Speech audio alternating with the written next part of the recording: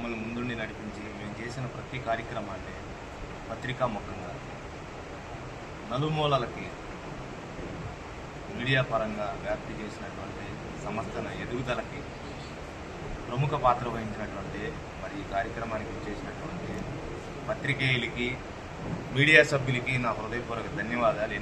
ఎన్నో బిజీ కార్యక్రమాలు బిజీ పనులున్నప్పటికీ మా విన్నపాన్ని మన్నించి మరి ఈ మీడియా సమావేశానికి వచ్చినందుకు మరొకసారి ధన్యవాదాలు తెలియపరుస్తూ ఉన్నాను.